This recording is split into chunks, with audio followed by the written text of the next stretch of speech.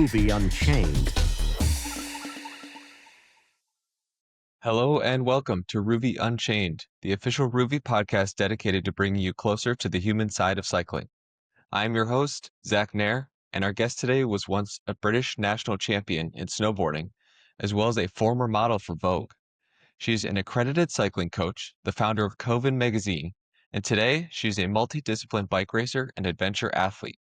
Perhaps you've seen her gear reviews, adventure vlogs, bike builds, and race reports across social media.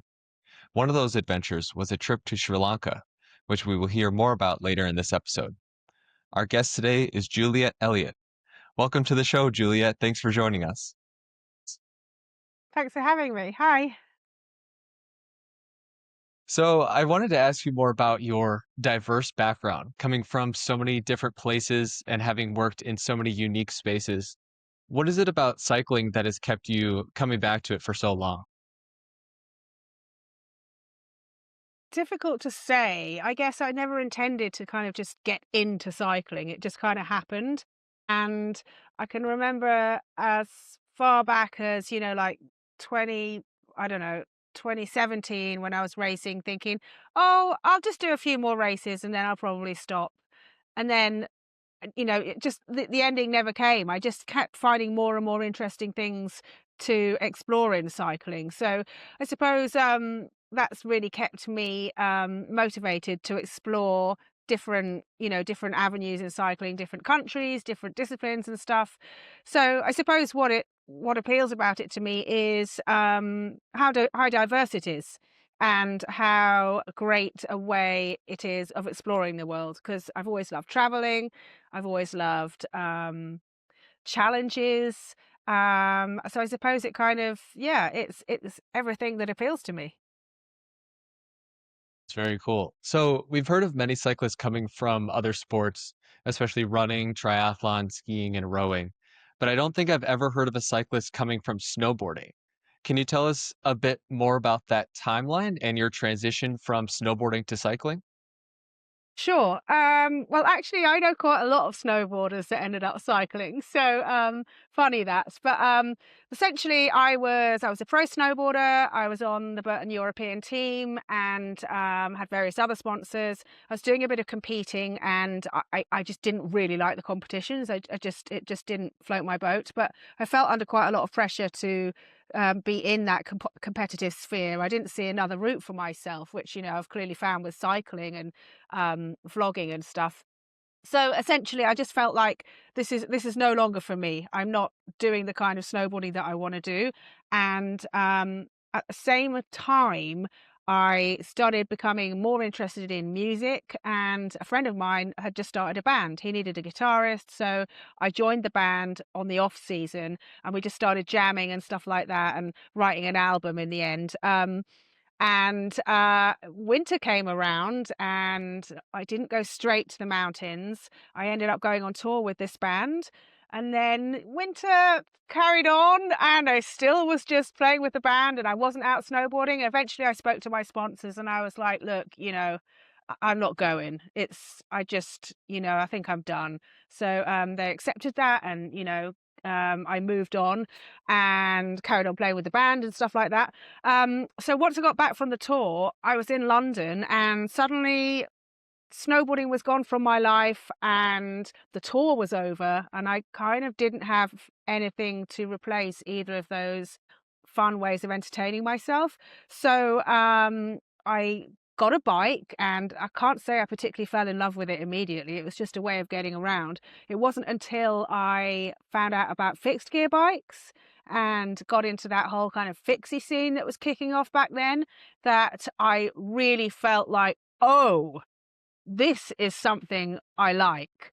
Because riding a fixed gear bike is very different to riding any other kind of bike.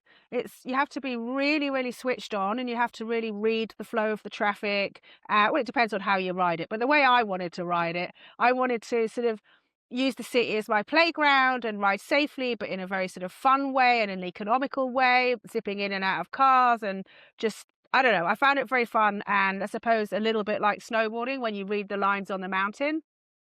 Um, So yeah, it was fixed gear that was my gateway drug, so to speak, into cycling, and then I just my curiosity led me to all the other disciplines, basically. Wow. So you started in fixed gear, and what year was that?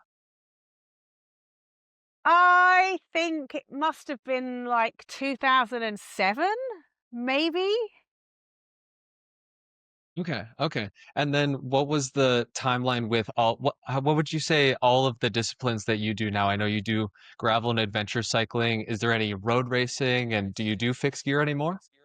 I don't really ride fixed gear at all anymore. The main race that I used to race, Red Hook Crit, that it finished, and yeah, that was kind of felt like the end of that for me. Um, so no fixed gear racing. I used to do road racing. I don't do road racing anymore, but I still ride my road bike. Um, and I would do road racing again, maybe. It's fun. I ride enduro mountain bikes. I particularly like bike parks and stuff like that, as well as single track. I quite like jumps and stuff, so that's why I like the bike parks. I ride my jump bike, my dirt bike sometimes, although not enough. I've got my gravel bike and well, what else? Does that cover it? Yeah, all different kinds of bikes. But mainly I'm just racing gravel and doing some ultra cycling at the moment. I'm not really racing. I was going to say I'm not really racing mountain bikes. I did a mountain bike race last month. What I meant is I'm not racing enduro at the moment. Okay, wow. So you do a lot of racing and also the gravel and also the adventure stuff. What is that What is that like between the super competitive side of cycling and this kind of ultra endurance or just adventure where you're just out on the bike just enjoying it, but then like you're in the middle of a crit, you're in the middle of a race, fighting for positions and flying through corners. What is that like to do both? Well, it's quite different. I mean, I don't really do crit racing anymore because it's kind of I don't know. It's a totally different kind of training, and it's a whole different circuit of races. I kind of feel like I'm not really in that world anymore. So I transitioned to training for longer races, whereas previously I was doing really intense, shorter stuff. So crits can be only like 45 minutes. Whereas I started doing races that are like 5 days long. So they're quite different, but obviously there's still the kind of thrill and the challenge and the bike handling. I think one of the things I like most is technical stuff and skilled stuff rather than just power or fitness. That's why I like the ultra cycling races as well, because there's so many different parts of it. It's not just riding a bike. It's skills and it's logistics and it's making smart decisions and it's managing your bike and your body and stuff. So yeah, it's pretty fun. So with so much to learn with something like that, how did you go through that process of learning everything? Did you have any sort of like team or mentors, or was it kind of just learning as you go, kind of learning through your own mistakes like over the years and kind of building up all of this knowledge? Because it is a lot. I can't even imagine for something like you said, a 5 day race. I don't even know where to begin with planning something like that. Well, essentially everything I've done, I have just kind of learned it as I went along, whether that's cycling or filming and editing YouTube videos, whatever. I've just kind of muddled my way through it. And I suppose what my parents helped me with was the confidence to try anything, and not be afraid of it not working. So I'm very keen to follow my curiosity and just get stuck in, even if I don't necessarily totally know what I'm doing.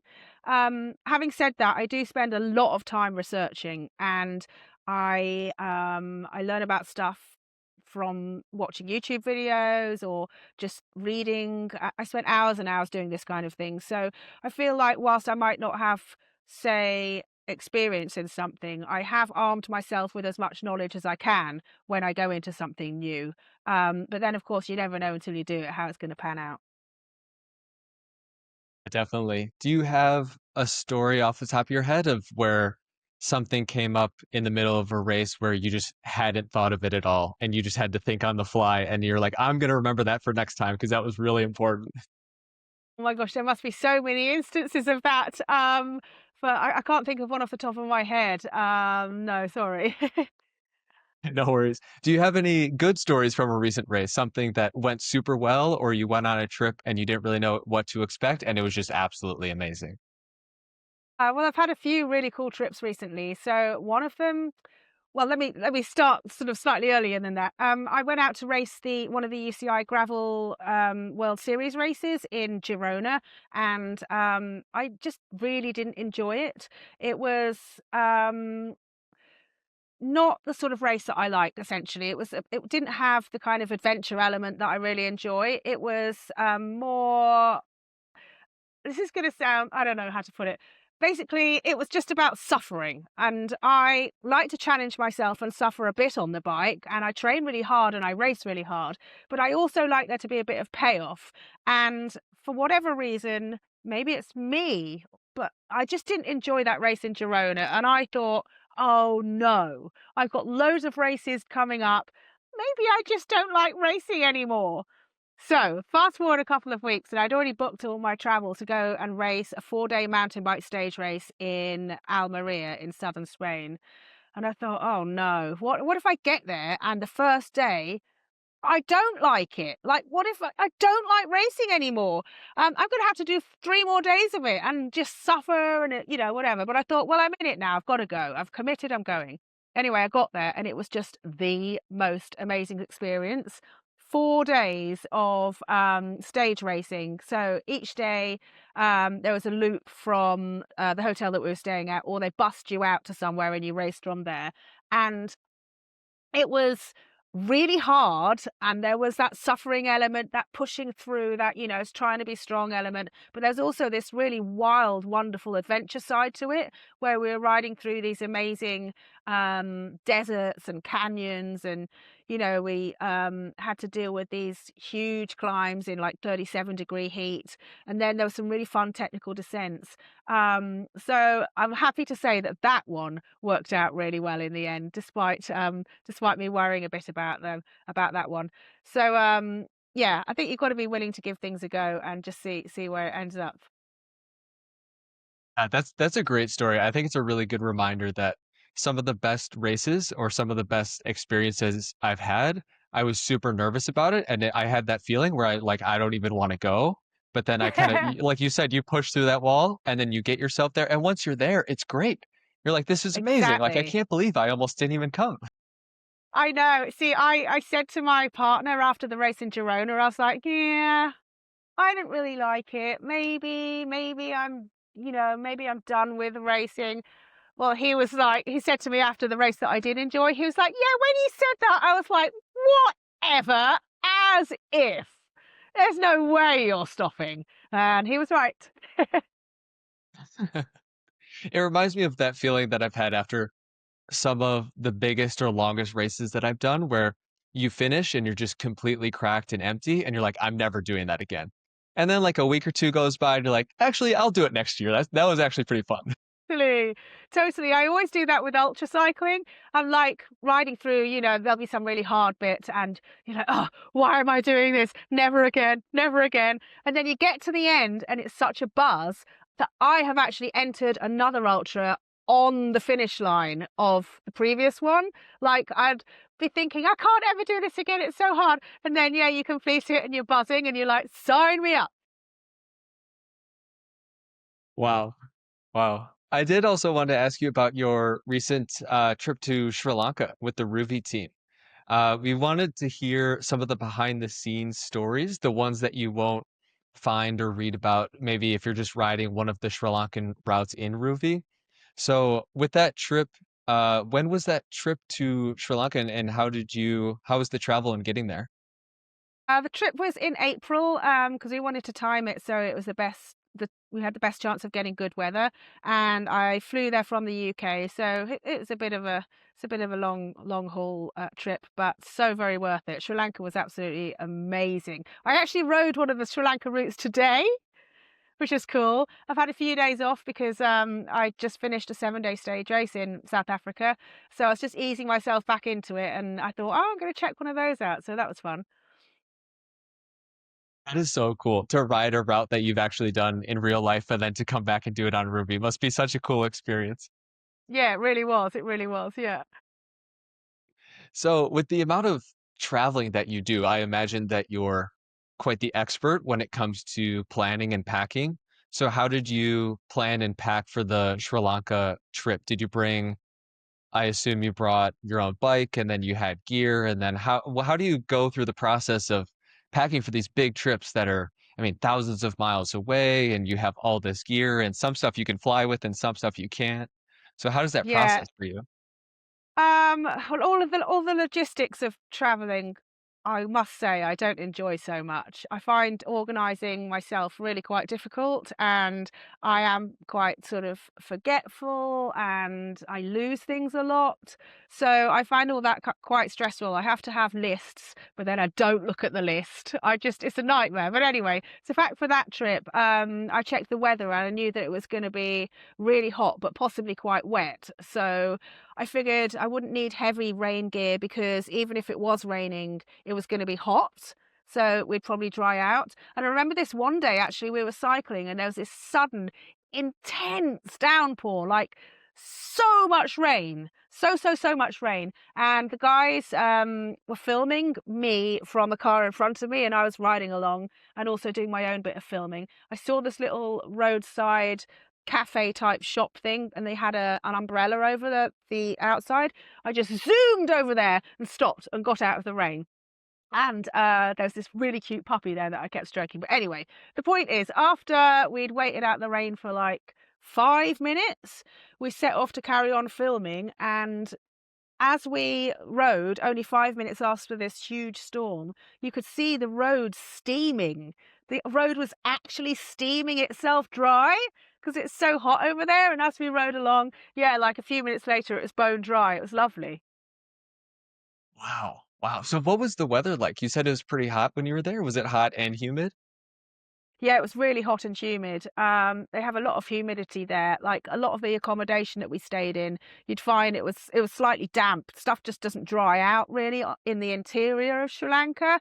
They have so much rain, which is why it's so green and beautiful. Obviously, it's quite a different climate down on the coast where we ended up when I went surfing and we did a bit more filming down there. So yeah, it was definitely hot and wet. I mean, you just sweated a lot. Yeah. And what were the accommodations like for that trip? Were you riding point to point? Or were you staying in the same place most of the time? We were riding point to point, but we did have a car with us because obviously we had a film crew and photographer, but it was a very small crew. It was me and the two guys that were doing their content side of stuff for Rouvy. So we'd booked some accommodation for each night, and we'd pack up in the morning. I wanted to ride everything. I didn't want to skip any bits of the route that we were filming for Rouvy. Like I had to get in the van to go in between two different routes because they might be in completely different places.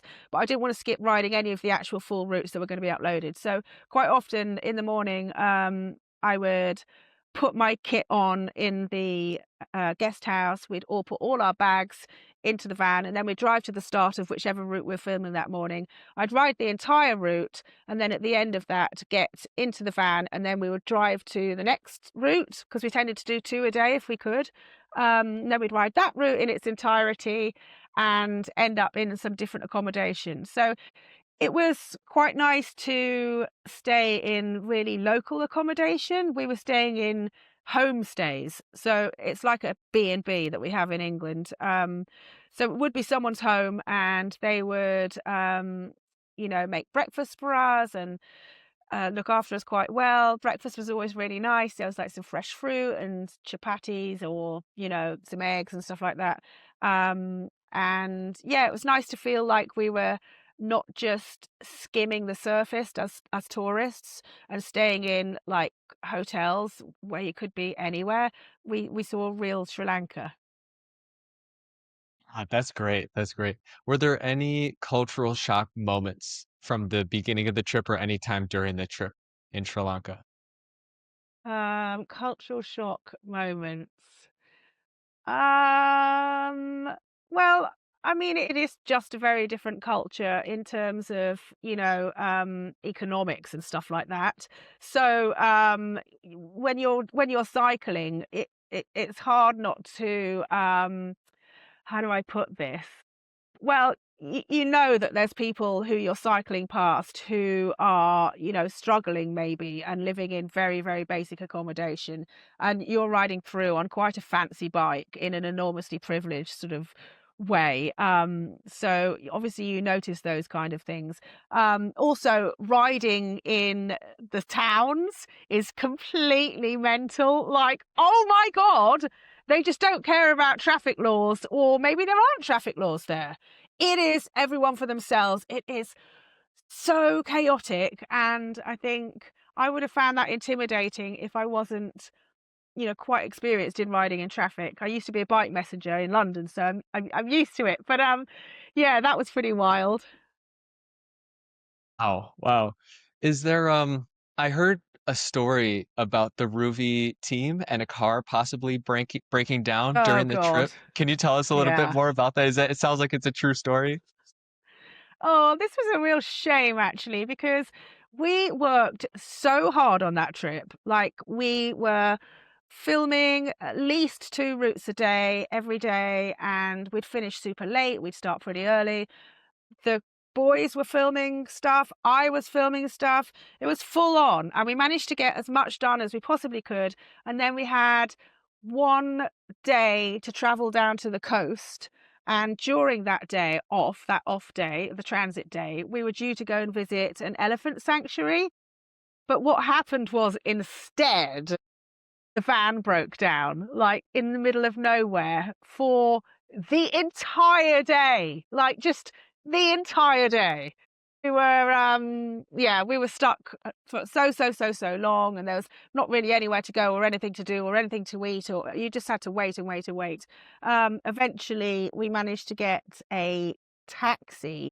So we arrived at our beachside place late at night and went straight to bed. So we did get there in the end, and then there were further shenanigans about how we were going to get this rental car back delivered to the coast so that we could then get in it and take it back to Colombo, to the airport, so we could all fly home. Yeah, so that was a whole mess actually. But the lucky thing for Rouvy, I guess, is that we'd actually done all our work. But the sad bit for me was that I really wanted to go to the elephant sanctuary. That sounds sound really awesome. Yeah, you said Yeah. you got to go surfing on the coast, is that right? Yeah. Oh my God, it was so good. So, yeah, we like I said, we finished up at the coast, and because we'd worked so hard, we had one day free. We would have had, a little bit of time on the transit day to visit the elephant sanctuary, but this particular Sunday, we had the whole day off. It was amazing. So I was training for a 2-day running event at the time. So in the morning, I went for a run up the coast, which was pretty bonkers because it was so hot. And then on the way back from the run, I spotted a place where you could hire surfboards. So I just went over to ask them how much it was, and it was so cheap. And they were like, "Yeah, you could have one right now. Here's a rash guard, like, whatever." So rather than go back to my accommodation, I was already in my I think I had my swimming stuff on. I was running in my swimming stuff with some shorts over the top. So I just rented the surfboard and went straight in, and it was amazing. The water was so warm, and the waves were really great. I'm not a good surfer. I'm a complete novice. I mean, I can stand up, but that's about it. But the waves were just really small and consistent and nice, and I had this big sort of long board with loads of volume, so it was easy to ride. I could pop up on every wave and just have a lot of fun. It was brilliant. Nice way to finish the trip. That is so cool. That is so cool. So you mentioned a little bit about the breakfast and the people and some of the things that you were able to see during the rides and in the cities. Were there any unique cultural highlights or traditions that you came across during your trip? There was one of the highlights for me was when we went to Sigiriya, which is this incredible kind of palace complex, well, the remains of it, which has been built way, way up on this huge rock, is just insane. So, I mean, to get up there, it was quite scary because I'm a bit scared of heights. And there are these steps cut into the side of this huge rock. The rock, when I say rock, like it's hard to imagine what I mean. It's like a mountain, but uh, like a cross between a mountain and a boulder. And they've carved these steps in, and you go up and you get to the top. And at the top, it's just this incredible, you can see the outline of the palace that they built, with all the walls and the different rooms and stuff like that. So that was amazing, and the view from up there was also really nice. I'm trying to think of any other sort of cultural traditions that stood out to me. Um, I can't think of any, unfortunately. It was actually quite a short trip. We were there only for a few days, so it's a real whirlwind. I'm gonna have to go back and ride some of the routes and watch the videos to remind myself. Yeah. Was there any local cuisine that you remember from that trip? Anything that you had never tried before? Well, my favourite thing, I've got to say, it was the fruit. So the fruit over there is just mind-blowingly awesome. We had these special mangoes on the first day that we arrived. We'd been at the airport. The guys had collected me, and we were en route to the first stop. And we pulled over at this restaurant and ordered Sri Lankan curries, which was quite unusual compared to what I was expecting. It's quite like dry, I suppose, would be the way of putting it. I was expecting, a bowl of curried vegetables in a sauce, like we have at places in the UK when we have a curry with some rice. Over there, it's more like you have a plate and you have your rice, and then you have these different little elements, and you mix a bit of each with a bit of your rice. It's less saucy, I suppose, is would be the way you put it.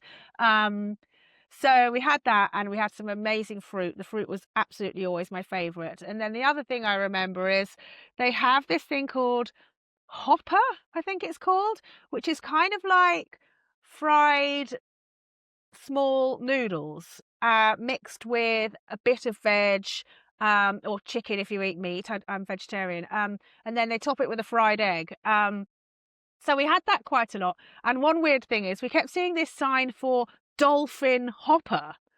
And we're thinking, what the heck? Like, I've seen chicken hopper, they've got veg hopper. Why are they selling dolphin hopper? I don't want to eat dolphin. Anyway, I Googled it, and it's actually to do with the way that the little noodles jump in the pan or look in the pan, the shape of them. So it's not actually dolphin. That's good to know. I was worried there for a second. Yeah. Yeah. So you mentioned the riding in the cities was pretty crazy. How was the riding in general in Sri Lanka? Like once you got outside the city on the roads, how was it with cars and kind of the road infrastructure? Well, firstly, how was it? It was hilly. It's really hilly. So you've got to be prepared for that and make sure you've got a low enough gear or, legs of steel. The roads were generally quite rough. So the tarmac could be pretty rough, or obviously you might end up on a dirt road. So I was pretty happy to be riding my gravel bike rather than a road bike, which I think wouldn't have been super comfortable. So it's nice to have slightly wider tires. The traffic, there wasn't a lot of traffic because we were riding in these beautiful countryside places, in the tea plantations and stuff like that. So there wasn't a huge amount of traffic, but when there was, it was a bit crazy. Like the way, like people would overtake me on a blind corner, and that was totally normal. And yeah, like I remember when we were in the taxi that we got, after the van broke down, the guy drove like that as well. So we were in this van with him, and we'd be going towards a blind corner. There'd be someone on the opposite side of the road, and he'd just nip out and go around anyway. So I think maybe over there, that kind of driving is more expected. So the other drivers are ready for it. I found it slightly alarming. Definitely, definitely. I've been in, yeah, many different places where the drive is just completely different. And like you said, Mm. when everyone's on the same page, if everyone Yeah. just does their own thing, they're all expecting everyone else to do the same thing. So then Yeah, it kind of flows well and it kind of works, but it's terrifying if you're not used to it. exactly, yeah. So you mentioned the tea a little bit. Can you tell us a bit more about the coffee and tea culture in Sri Lanka? I've heard a lot about this. Yeah, sure. So, we rode through these amazing tea plantations, and it was just so beautiful to see them, and to see all the women that were working there, obviously working very hard to pick this wonderful tea for us all to consume. And tea is quite a big thing over there. Obviously, it's like their national drink. So it was nice to actually have some of that whilst I was over there too. Um, to say about it, sorry. What was their tea culture with? Do they drink it all day, or is it like a with meals like breakfast and dinner, or is it kind of just any time of day? I think it's pretty much any kind of day. I mean, to be honest, we were out on the bikes most of the time. So yeah, it's hard to get a full, insight into how normal people live over there, because we were sort of dipping in and dipping out. I did manage to get some nice coffee when we went back to Colombo. I found a nice coffee shop to go to because I was missing my coffee. They do tend to drink more tea over there. So, yeah, it was nice to experience both in the end. And how was the coffee? Was it comparable to, I imagine you've been so many different places and tried so many different coffees. How was the Sri Lanka coffee? Where was that rating? Well, it was good, but it's not as good as Kenyan coffee. So when I was in Kenya, I went to this women's coffee collective where, they work with women to help, raise them out of poverty and give them a new career and life and stuff. So this coffee tasted amazing in Kenya and also was doing very good for the local community. So yeah, that was cool. That is super cool. How were the people of Sri Lanka? Did you get to interact with the locals much at all? It sounded like you were very much on the road, like all over the place and here. But I imagine at restaurants and maybe at the accommodations, how were the people of Sri Lanka when you were there? Very, very nice, actually. Very nice. Everyone was kind and welcoming and really keen to help us out, really. So, obviously, we were in homestays rather than hotels. So, we were directly interacting with the locals, and they couldn't have been happier to have us there. It was really, really nice. That's great. I've also heard a little bit about the monkeys in Sri Lanka. Did you have any God. run-ins with any monkeys? Yes, of course. So at first everyone's like, "Oh, they're so cute." Well, they're also so incredibly naughty and yeah, kind of dangerous, I guess, if you get too close. So the one incident I particularly remember is when we were at Sigiriya at Lions Rock and we'd already been up and seen, all the cool gone but like we'd already been up Lions Rock and up the top there were some monkeys and they were playing and they were oh so cute and I took loads of videos and then we came back down again and we went to get in our van and we noticed that our van was parked kind of under a tree and there are quite a lot of monkeys about in that area. So we opened up the van we opened up the van to kind of get in it and move it away from the monkeys. But before we were able to get in the van and drive it out of this monkey filled area, one of the little I was going to say something rude then. One of them stuck its paw in and grabbed a whole bag of food. It jumped in the van and grabbed his food and ran out with it. And I was like so horrified that I went to grab the bag back off the monkey. So I thought, no, you're not having all our food. Anyway, I probably should have let it have it because you don't want to get scratched or bitten by a monkey, do you? But in the spur of the moment, I made a silly decision and got the bag back off this little thing. Yeah, that was pretty crazy. So yeah, they're funny little things. It's really so strange to see them absolutely everywhere and for that to be normal because obviously for us it really isn't. We're not used to that at all. But yeah, it's a pretty cool experience. Wow, and you said they're really everywhere? So in the cities and in the countryside and just everywhere? I mean, they're kind of more in pockets of stuff. So if you see one, you're going to see a bunch. So yeah, they would be in certain areas, and then to look out. Wow, wow. I think I have one last question for you. So let's say you have someone who has never been to Sri Lanka before. They've never seen the roads, they've never met the people, they've never seen the terrain or the mountains or anything. What would you say to someone who's never been there before? Why might they be interested in Sri Lanka or any of the routes on Rouvy? Why was it an interesting place to you? I suppose the reason I found it so interesting and why other people might do if they're adventurous enough is because it's kind of so different to anything that you've experienced before. You'll feel like a real pioneer, really. Uh, there's not many other cyclists out there, very, very, very few. So you'll be just able to do your own thing and really take in the amazing landscape. It's just totally different, like, and whether you're European or, American, whatever, I think it's unlikely you've experienced, roads or a culture like Sri Lankan culture. It's pretty special, so, yeah, I definitely recommend it to anyone. That's fantastic. So, thank you so much for joining us today, Juliet. It was great to hear all of your stories. I really enjoyed hearing so much about Sri Lanka. For those who want to follow along with you, where can our listeners find you across social media? So you can find me on Instagram at Juliet Elliott, and go check out my YouTube channel, which is well, it's just called Juliet Elliott's channel, which I don't know, should I change that? Is that a terrible name? It just kind of that's what it was called when I started it, and that's what's remained. Usually love that. I think that's the perfect name. It's not confusing at all. You don't need to change anything up. I think Says it's what it is. perfect. Thank you. Yeah. Awesome. Thanks, Juliet. And that's all from this episode of Ruby Unchained. Thank you for listening. And thank you again for Juliet for joining us. See you next time. See ya. Bye.